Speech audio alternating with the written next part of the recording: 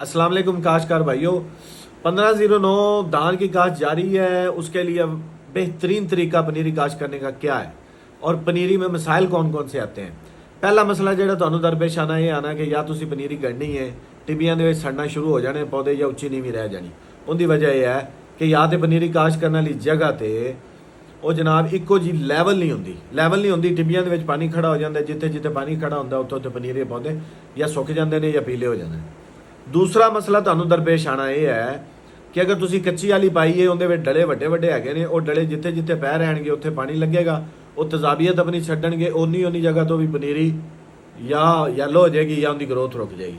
ਤੀਸਰਾ ਤੁਹਾਨੂੰ ਸਭ ਤੋਂ ਵੱਡਾ ਚੈਲੰਜ ਇਹ ਆਣਾ ਹੈ ਕਿ ਪਨੀਰੀ ਜਿਸ ਵਕਤ ਕਾਸ਼ ਕਰੋਗੇ ਉਹਦੀ ਗੰਨੀ ਬਰੀਕ ਰਹਿ ਜਾਂਦੀ। ਉਹਦੀ ਵਜ੍ਹਾ ਇਹ ਹੈ ਕਿ ਤਜਵੀਜ਼ ਕਰਦਾ ਬੀਜ ਹੈ 1 ਕਿਲੋ ਫੀ ਮਰਲਾ। ਉਹਦੀ ਵਜ੍ਹਾ ਇਹ ਹੈ ਕਿ ਜਿੰਨੀ ਖੁੱਲੀ ਜਗ੍ਹਾ ਦਿਓਗੇ ਉਹਦੀ ਗੰਨੀ ਮੋਟੀ ਹੋਏਗੀ। ਔਰ ਅਗਰ ਸੰਘਣੀ ਪਨੀਰੀ ਕਾਸ਼ ਕਰ ਦਿਓਗੇ 5 ਕਿਲੋ ਬੀਜ 3 ਮਰਲਿਆਂ 'ਚ ਕਰ ਦਿਓਗੇ, ਪਨੀਰੀ ਦੀ ਗੰਨੀ ਹਮੇਸ਼ਾ ਬਰੀਕ ਰਹੇਗੀ। ਅਗਰ ਪਨੀਰੀ ਦਾ ਤਣਾ ਹੀ ਬਰੀਕ ਰਿਹਾ, ਥਰੂ ਆਊਟ ਪੌਦਾ ਬਰੀਕ ਰਹਿਣਾ। ਚੌਥੀ ਚੀਜ਼ ਇਹ ਹੈ ਯੂਰੀਆ ਦਾ ਬੇਜਾ ਇਸਤੇਮਾਲ ਨਹੀਂ ਕਰਨਾ। ਸ਼ੁਰੂ ਦੇ ਵਿੱਚ ਤੁਸੀਂ ਜਿਹੜੀ ਯੂਰੀਆ ਲਗਾਣੀ ਥੋੜੀ ਬਹੁਤ, ਉਹਦੇ ਨਾਲ ਸਲਫਰ ਲਾਜ਼ਮੀ ਇਸਤੇਮਾਲ ਕਰਨਾ। ਸਲਫਰ ਜ਼ਮੀਨ ਦੀ ਪਨੀਰੀ ਜ਼ਮੀਨ ਦੀ ਜਿਹੜਾ ਸਾੜ ਹੈ ਉਹ ਖਤਮ ਕਰਦਾ ਹੈ, ਬੈਕਟੀਰੀਆ ਫੰਗਸ ਵਗੈਰਾ ਨੂੰ ਖਤਮ ਕਰਦਾ ਹੈ।